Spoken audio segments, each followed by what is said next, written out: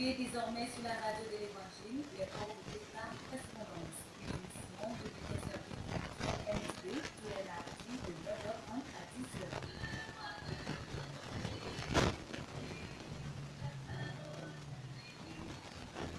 Contact 22 22 51 66 70 41 09 27 email msdonné2008@gmail.com BP 254 gmail.com.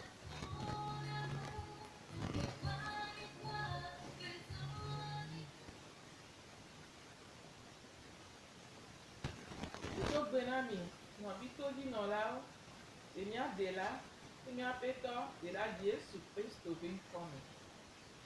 Et avec bébé à gasumi asi, et mi gabado mouani.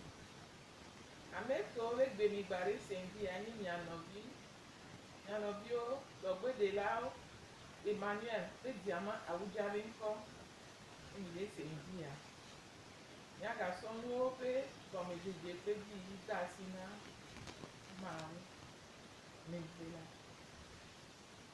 Papa mawu sɔn kata tɔmi de akpe na o. Bubu fiala mi do re di. Elabena wa menu bebe la ga sumi asi.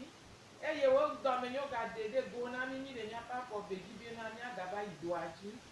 Papa mi de akpe na o. Mi sɔ edo ape gɔme dzedze pe di pata de oye wo ama wo gbagbe la pe asi me. Emi bi obe gbɔgbɔ kɔkɔe wo ŋutɔ agaba nɔ zi me e akplɔ mi le yeyi ya me. Misɔ to dzi nɔla kpata de asi o me. Bena wo ŋutɔ adzra woƒe dzokua be susuwo ɖo. Enya si ke agadogo la na ge ɖe anyigba nyuie la me. Misɔ radioa de asi o me. Edɔwɔlawo kpata gble ɖe wo dzi kpɔkpɔ te. Emɔa ŋutɔ tsa de gbɔ kɔkɔe be kpɔkplɔti. Mi biɔ be mawu amenu be la. Olobena yaga zami di ya la. Ni bobo mi alo pide nkume. Pe oto agaba kodwa oto mi aji. Agaba komu to mi aji. Ademegbe na nyasi to mi agbo. Bena emiara na wonwe na mide. Na tuka lubode. Papa akpe na o. De Yesu Christo bin come. Amen. Amen. Enyon tubi na lao okumole. Agbemole. Ahomole, akondiole. Quelque le ama onegira et mon nom est tous non le Dieu sur tout ce que quand de là nous ce que nous sommes fait en Égypte et on et puis au boulot va y voir on arrive à aller dit pour fipoter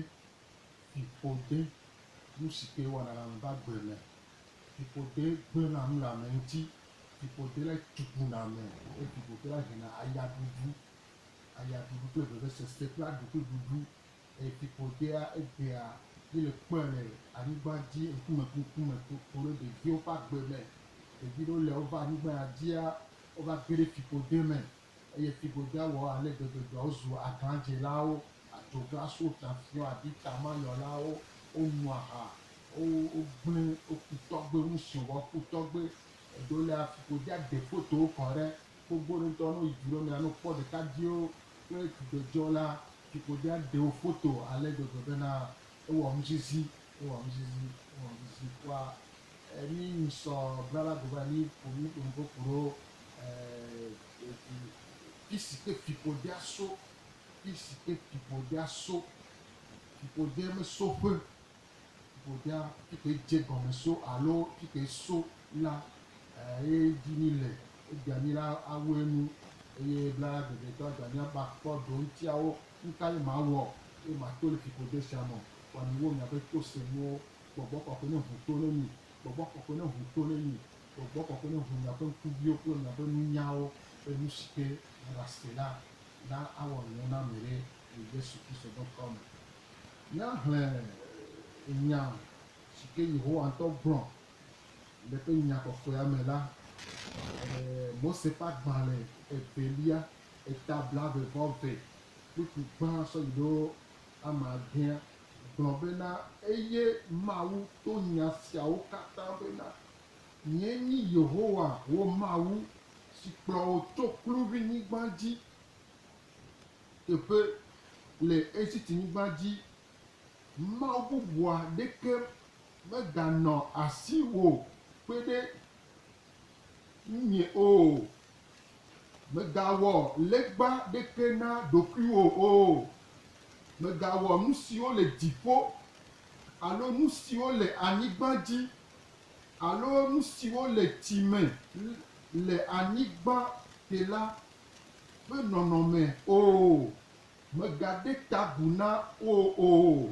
eye megasubɔ o elabe nye yehowa wo mawu la mawu ʋãnu menye ame si ɖoa fofowo ƒe vodada teƒe na ɖevi siwo lia fum la va se ɖe dzidzime etɔ̃lia kple enelia dzi ke mevea ame akpe nane siwo lɔ̃am eye wowɔa nye esewo dzi la nu eye kpɔe do desidoa fi sia ye me wobe mibawɔ legba mibawɔ nuɖekpe le tɔme o mibatu xɔ asɔ da asi ne nɔnɔme ɖewo o mibasɔ ati asɔ subɔsubɔ o mibasɔ etɔ alo miãtɔ miaka anyi asɔ nuɖe anɔ ade ta gu nɛ be mibade ta gu ne nuɖuɖu be ye mawu ɖeka si ke ne wɔ mi wo mawu ɖeka si ke ne wɔ mi la woyɔ be mawu gbagbe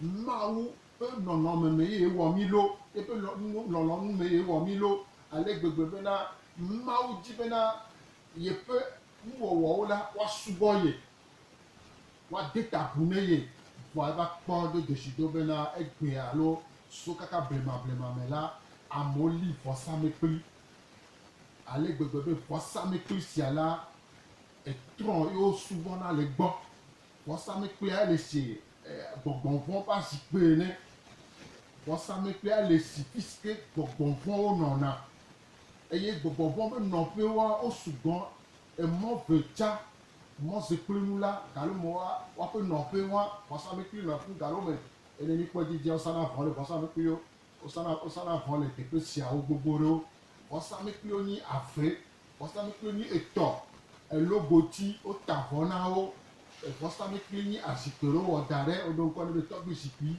vɔsamekpliwo wo sugbɔ zã Afrika bɔn xixia me katã ame sugbɔ ɖo vɔsamekpli vɔa ne mi va miaƒe Togonyigba dzi alo Afrika nyigba dzi la vɔsamekpliwo sugbɔ ale gbegbe bena fi sia wobla nu kpakple gbɔgbɔ siawo le fi sia wobla nu kpakple gbɔgbɔvɔwo gbɔgbɔ makɔmakɔwo etrɔwo tutugba vɔsamekpli eye vɔsamekplia gbɔgbɔwo nɔna ye dzi eye miatɔgbe tɔgbo mia mamamawo la wova ɖu zo alo va bla nu kpakple gbɔgbɔ siawo be ne kpɔ yewo ta ne wonɔ anyi kplɔ yewo do eye ne kpɔ do desidoa eƒomea ƒe ŋugbea menyɔ eye ŋkua tsã manyɔ tsa gbe ɖeke do nu si ke mawu gblɔ be mɔgbawɔ la mi se to mi tri dzi mi se tame be madzɔ aso mia do be mi la kplɔ gbɔgbɔwo do eye gbɔgbɔwo tsɔ woɖo tɔtete ɖe mia dzi ale gbegbe bena eva va ne mi bena kuro nu siɔ ŋuti nubabla alo zoɖiɖi ŋuti la asetɔwo xɔna nya ado na ase woƒona fi do na dzidzimewo wotrɔna dzidzimewo wohena mɔ ne dzidzimewo womakpɔ ŋkɔgbe dede o egbe mi va kpɔ ɖo desido bena kristotɔ gbogbo ɖe gbeawo le bli gbedodoɖa wotsi ŋdɔ woto zã fani ke ne lea yi kpe ba le ale gbegbe de sɔ fiɔ bena le woaƒe ƒome me la tɔgbe tɔgbewo ƒe mamamama woɖu zo wobla nu kpakple etɔ gbɔgbɔwo edu sia du alo kɔƒe sia kɔƒe alo aƒe sia aƒe me alo ƒome sia ƒome ke bla nu kpakple etɔ gɔme ƒe nusewo la eyɔna ga ɖe me be mami alo asmode gbɔgbɔ makɔmakɔwo nyi edukɔ sia dukɔ ekɔ sia kɔ kɔƒe sia kɔƒe alo ƒome sia ƒome ke ne ɖu zo kpakple nenema ƒe gbɔgbɔwo la ame siawo ti asi kɔ ɖe nu mami ƒe ŋusẽ ne le ƒome la nyɔnuwo ɖuna ya le srɔ̃ɖeɖe me eyina fiƒode ne nyɔnu gbogbo ɖewo lia woɖe srɔ̃a asu ƒe menyɔ na wo le nusukpa dzi tsã nusu ɖewo lia wozu ahasiwɔlawo womu ɖe srɔ̃ ɖeka woɖe srɔ̃ gbagbagba zã nyɔnu ɖewo lea eva ve me bena le woaƒe srɔ̃ɖeɖe mea woɖe ɖeka me dzedzi na wo wobe ɖe ʋu me dzedzi na wo nenema wodzi vi kaka kpata kpɔtɔkpɔtɔ la wotrɔ gbɔva na woaƒe ƒomewo me enye ayaɖuɖu ɖevi siwo tsi asi ɖevi siwo ŋdi be yeaɖu aya vɔ la wova le ɖu aya wole se veve eye ɖevi siwo va zu aglãdzelawo ɖo mami ƒe ŋusẽ si ke tɔgbe mamamawo va bla nu kpakpli be ne kpɔ yewo ta ne na yewo ga ne yra yewo la wola yra pɛpɛpɛ vɔa dzidzimewo ɖu aya dzidzimewo kpe fu ena be gbea ame ɖewo ɖo be yeaɖe srɔ̃ ɖeka vɔa egbea wova ɖe srɔ̃ gbogbo ɖewo eye srɔ̃ kawo ɖo woɖe srɔ̃a vɔa nu si ko le dzia medzedzi na wo eɖewo lea wova zu nuka gbolo womba nusuwo gbɔ woʋu agbo da ɖe ne nusuwo ye wotuna fe na wo dɔna wa gbɔ nu siwo nye mami ƒe ŋusẽ si ke ƒomea bla nu kpakpli ale gbegbe bena ɖetugbiwo ɖekakpuiwo wotsi ayame nusu ɖewo lea nenema koe ena koe wova ƒona adegbe be yeadɔ nyɔnu gbogbo ɖe gbɔ le kɔsiɖa me be wɔ ya le nene gbɔ dɔ anɔ ƒo adegbe le via me anɔ ƒo adegbe le nenɔnɔa me bibla do se be maɖi nenema o ne mi kpɔe be dzotsidoa ame ɖewo lea keŋgbɔ la yi aʋa woyi aʋa le mamamawo tɔgbe ayi aʋa la wosa ʋo woɖu zo kpakple anyigba ƒe ŋusẽwo kple ayame ƒe ŋusẽwo eye akpetɔ wosɔ sa vɔ kaƒoƒo wɔme ame ɖewo nu be sɔ ʋu asi keŋgbɔ dze aʋagbe dzi woyi aʋa wogbɔ va akpe na Mawu vɔa nu si ke wova do sie gbea nyi bena dzɔgbevɔ̃e afɔku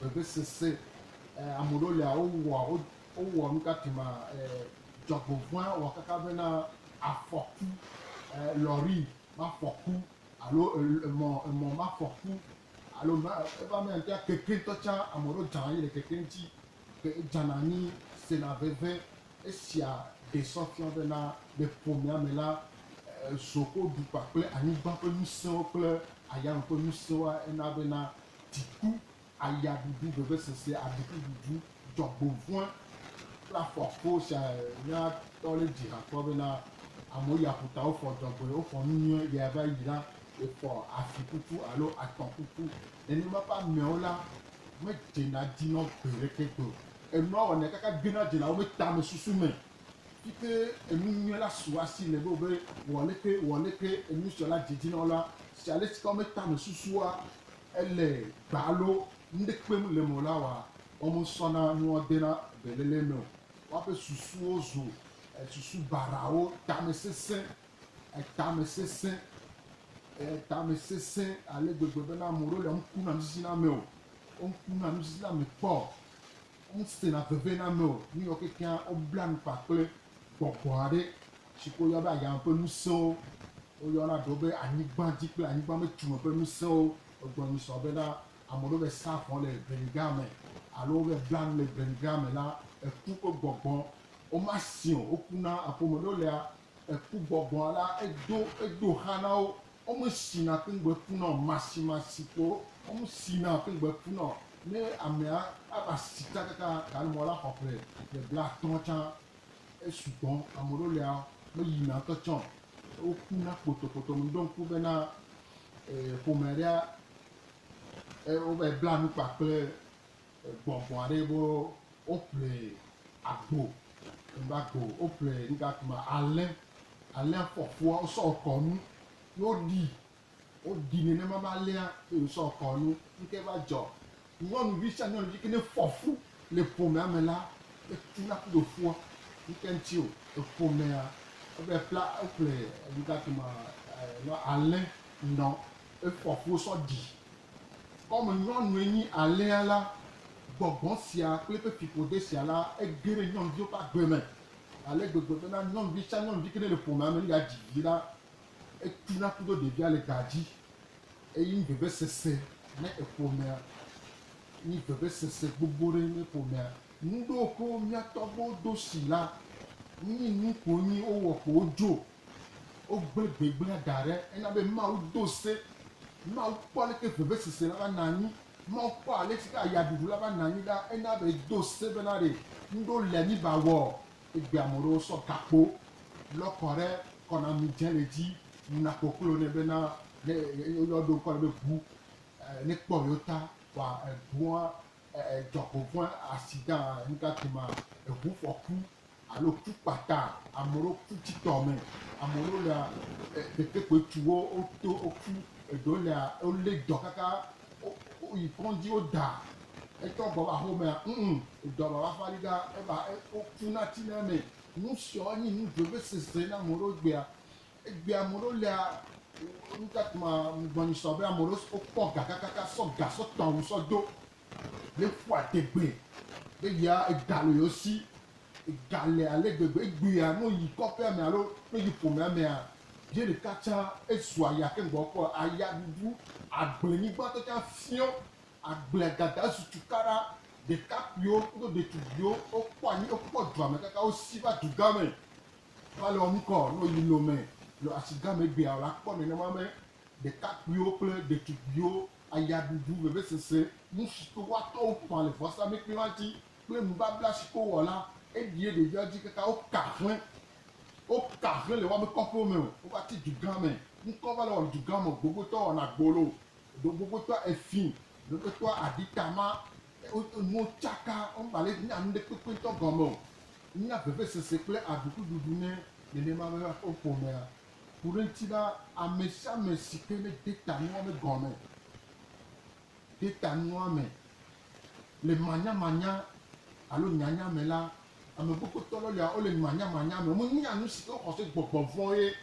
le do nua si wa nu gbɔgbɔvɔwa tɔgbetɔgbo ko mama wo be du zoku do ye ekɔ du zoku do ɖa fiƒodea kplɔ ƒomea do fiƒodea to no ba tso le togo nyigba dzi Amerika tsã dzo yi China tsã yi oyobo de tsã la nu si ke ne le koe ba le nuke ŋuti o nɔnɔmea ele etse kpɔ ɖe nu ɖekakpui ɖe efɔn dike ɖe koe ya le kaka dziƒoxɔ amadrelia me la yakpɔ eƒe akpadikatuma azikpe me la danguie le azikpe me le Amerika nyigba dzi nikatuma etsɔ enua dziƒoxɔ kaka amadrelia dzi la ekpɔ dangui le eƒe kanape me dzike ke ne sia ƒu ɖo xɔ me etrɔ va nu kpɔe eka yɔ eƒe dume la bo be nubabla si ke tɔgbo wɔ kudo dangui la ehiã bena ɖo la gbɔ va abava adzra eɖokui lo wa esi ke le manyamanya me la ga nutrɔ dzime nu dzesi le sɔ wa egbɔ va wɔe nenema ye nenema me nɔnɔmewo kplɔ amewo do wa de sɔfia amewo ɖo gbagba bena gbɔgbɔa ɖewo yina amewo gbɔ be dena eɖokui fiana bena eyiwo nyi gbɔgbɔ si ke ne le kplɔ ƒomea me wa ŋutɔ le dzɔ fiƒodea ɖeka to ale gbegbe bena egbea aɖukuɖuɖu ayaɖuɖu veve sese si ke va kplɔ amewo do ena bena lɔlɔ si ke Mawu sɔ lɔ mí ke ŋgɔeɖomi la mi kpem le gbɔ be míasubɔ atikplekpe míasubɔ tɔwo míasubɔ gliwo míasubɔ gakpo gbegblẽwo míasubɔ aya míasubɔ egbewo míasubɔ atiwo la nu siawo he fiƒode va yi kɔƒewo me alo kɔƒe me la adasi la ƒe ŋkume la vɔ amewo da gble wowɔna dɔ ale gbegbe vɔ amewo nya sena ŋuti ta yi ɖe ko ma sɔ egbe da si ne madame ne nya ɖe tsa le tsasia ne ŋutsu ɖe nyakpɔ.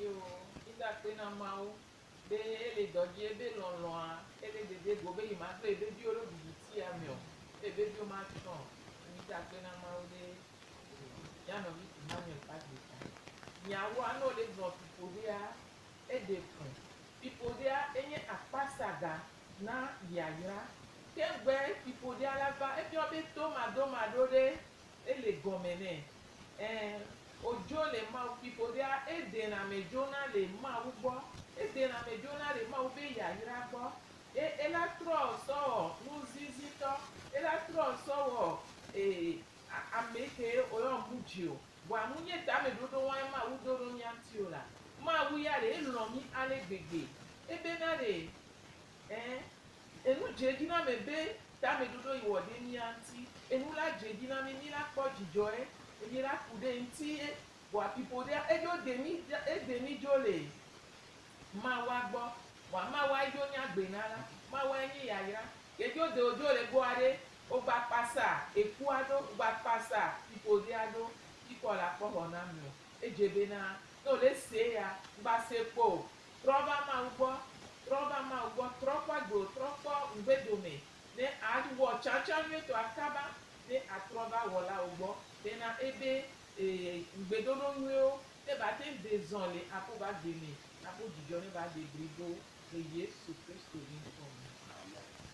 Nous continuons avec les cours bibliques par correspondance. Disons que les cours bibliques par correspondance nous donnent accès à être plus proche de Dieu par sa parole qui active notre foi. Lorsque nous lisons régulièrement la parole de Dieu, notre foi est activée et nous pouvons marcher par la foi, nous pouvons accomplir de grandes choses. Si nous lisons dans Proverbe 16, verset 3, là-bas la parole nous dit, recommande à l'Éternel tes œuvres et tes projets réussiront. Il faut connaître ses promesses pour pouvoir se tourner vers ton Créateur, celui qui t'a aimé, celui qui t'a racheté. La parole de Dieu nous dit dans Marc 11, 22, Jésus m'a pris la parole et leur dit, ayez foi en Dieu. Toute personne qui a foi en Dieu, Dieu ne l'abandonne jamais. C'est de grandes choses que Dieu accomplit dans sa vie. Et moi, je vais vous dire un secret. Lorsque vous lisez les cours bibliques, vous êtes en train de faire les cours bibliques, automatiquement vous lisez la parole de Dieu, la Bible. Et tu découvres des choses qui sont semblables à ce que tu traverses actuellement.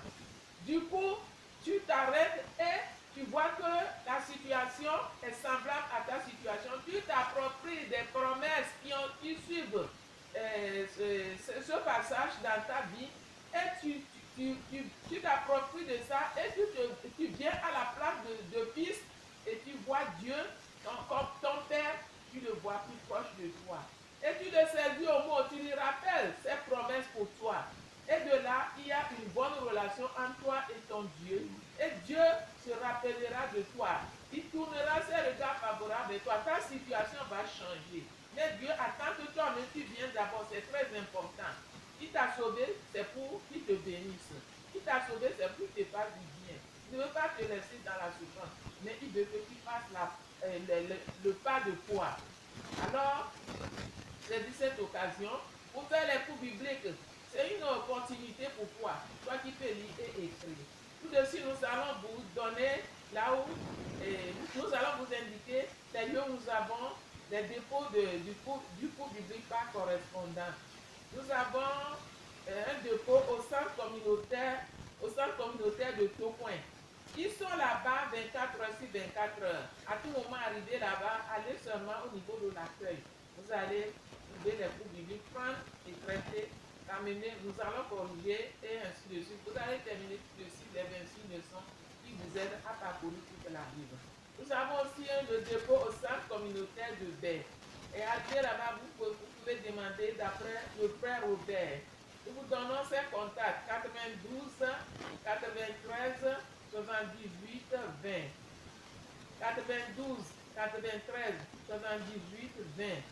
À ce centre communautaire d'Essa. Nous avons aussi un autre dépôt à Auto-École Petit Jésus, face à Tocoin Séminaire, juste face à Tocoin Séminaire de l'Église catholique. Et vous allez là-bas, vous pouvez aussi trouver les cours bibliques et prendre. Et nous avons aussi un dépôt à la pharmacie Adonai à Gouet, pharmacie Adonai à Gouet. Donc nous vous donnons également le contact 22 50 08 22 50 04 05.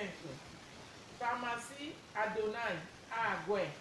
Téléphone 22 50 04 05. Arrivez là-bas, vous pouvez aussi prendre les cours bibliques traités. Vous traitez, vous ramenez seulement non, bien encore, et puis on vous donne des nouvelles leçons, ainsi de suite. Tout de suite, vous allez voir que vous avez terminé votre cours et vous avez cultivé votre relation avec Dieu, un nouveau départ dans ta vie, une nouvelle joie. Et tu vas voir que tu es en train de grandir. Tu es en train de rentrer aussi dans tes promesses que Dieu a faites pour toi. Donc, nous vous remercions. Nous encourageons vraiment à ne pas laisser passer cette occasion. C'est le bon moment pour toi. Bon, ceux qui ne peuvent pas faire par écrit via l'Internet aujourd'hui, vous pouvez connecter à ce site et vous allez faire ce cours-là en ligne sans problème.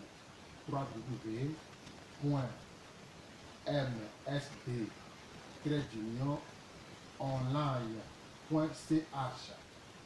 Je répète encore, www.msd-online.ch. Et vous pouvez faire ça facilement. Ceux qui sont abonnés à l'internet, c'est pas facile, mais avec le temps et avec votre persévérance, vous allez jusqu'au bout et vous aurez à comprendre beaucoup de choses. Que Dieu vous bénisse. Bon, notre contact c'est 70 41 09 27. 70 41 09 27. Move 99 48 35 45. 98 48 35 45. Vous pouvez nous contacter. En plus de ça, là où on enseigne au collège, complexe scolaire Georges Memorial à Niconacoin, non loin de ce Géboka. Donc vous allez aller là-bas et vous allez voir le directeur John John et il va vous remettre. Notre deuxième collège, c'est complexe scolaire Baptiste du Togo, derrière l'ancienne radio Nostalgie. Et vous allez trouver, nous sommes là aussi là-bas chaque jeudi de 7h à 14h. Si on n'est pas là de lundi à vendredi, vous pouvez contacter le surveillant général afin bon, et vous aurez ça aussi. Et Dieu vous bénisse pour sa grâce abondante sur vous. On va prier. Merci beaucoup. Nous vous encourageons et nous vous disons que Dieu a toujours les bras ouverts. Il a toujours ses bras ouverts pour vous. Il vous attend. Levez-vous par la foi et venez et vous allez rencontrer notre Père et vous allez voir des changements dans vos vies. Merci beaucoup. Papa Mauson Katatomide Akrena. Si peuple Aniba Olami Doriji. Dominion Toko Mi Yirao. Ela bena ejemu obena agayira mi ndi ato wo ufiofio lami. Agada kwa fojina bio ndi ya to ufiofio ji. Papa mi so bubu nti kokwe na.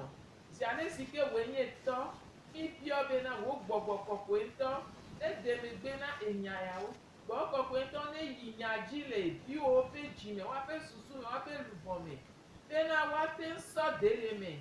Emi bio be nyane tuka o enyane gbagbe o enyane donkuru jina o bena wanya be wa be wola lagbe wa be wola lo o wa be lo wola sogbe wa tura sile wa be agbe nti da papa o do pipo de be ngbe na bi o la ya yira be ngbe o do na o ta do nse o be na wa site te wa gede wa pe ya yira me be na wo continue ko papa mi da pe no o je gome o yeji o yo mu wu ne wo ìbò ajé wa mẹnu bẹbẹ ní nọ ó dọ̀la ó bá gbèjì wọ́n mẹnu bẹbẹ ní nọ dọ́ọ̀ péya dọ́ọ̀la ó pàtàkì dẹ́nà ìdò àníbà yèjì lè Jésù Kristo Nazareth tó wá fi ń kọ́ mi.